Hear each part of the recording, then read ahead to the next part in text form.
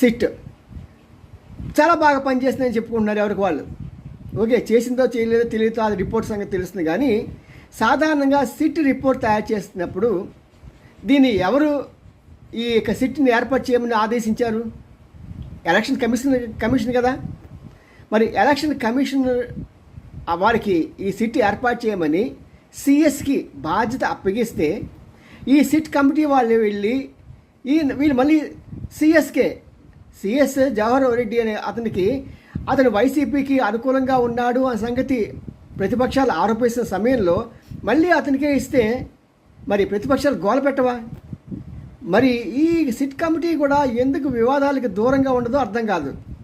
డైరెక్ట్గా వాళ్ళు చేసిన ఆ రిపోర్ట్ మొత్తం కూడా సిఎస్కి ఇస్తే గొడవలు ఉండవు కదా. అనవసరంగా ఒకరి మీద ఒకరికి అపోహలు ఇవన్నీ అనవసరం రాద్ధాంతాలు చేస్తున్నారు ఈ సిట్ కమిటీ కూడా.